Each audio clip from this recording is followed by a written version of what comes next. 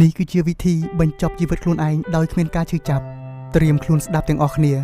ព្រោះខ្ញុំជឿថាអ្នកមានសម្ពាធជាច្រើននៅក្នុងចិត្តឈប់សិនហេតុអីបានជាអ្នកមិនអូសរំលងទៅតើអ្នកកើតអី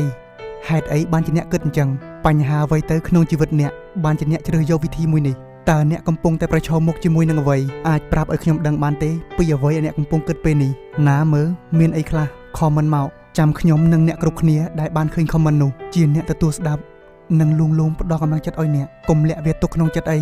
ខ្ញុំយល់អារម្មណ៍មួយនោះជាក់ស្ដែងការពិតខ្ញុំពេលនេះក៏មានសម្ពាធក្នុងចិត្តបន្តិចដូចគ្នាតែខ្ញុំជ្រើសរើសនឹងបោះជំហានទៅមុខប្រសើរជាងឈរនឹងនៅមួយកន្លែងហើយអ្វីដែលខ្ញុំរឹតតែមិនធ្លាប់គិតទាល់តែសោះនោះគឺការបោះបង់ចោលខ្លួនឯងពិភពលោកមួយនេះបង្រៀនឲ្យយើងស្គាល់គ្រប់រូបជាតិអ្នកខ្លាំងត្រូវបានឪពុកម្ដាយគ្រួសារបោះបង់ចោលបើជីវិតគូស្នេហាត្រូវបានភាគីម្ខាងទៀតលែងត្រូវការបោះបង់ចោលដូចគ្នាតែជប់សិនរឿងប៉ុណ្ណឹងមិនបានធ្វើឲ្យអ្នកស្លាប់ឡើយចំណែកអ្វីដែលធ្វើឲ្យអ្នកស្លាប់នោះគឺអ្នកបោះបង់ខ្លួនឯងចោលខ្ញុំមិនដឹងថាអ្នកធ្លាប់ឮពាក្យមួយឃ្លានេះដែរឬអត់ទេតែខ្ញុំសូមមកនិយាយនៅថ្ងៃនេះគ្មានអ្នកណាគេស្លាប់ដោយសារតែគ្មានអ្នកស្រឡាញ់ទេមានតែស្លាប់ដោយសារតែមិនស្រឡាញ់ខ្លួនឯងស៊ូទាំងអស់គ្នាក្មេងជនបទអភិវឌ្ឍខ្លួន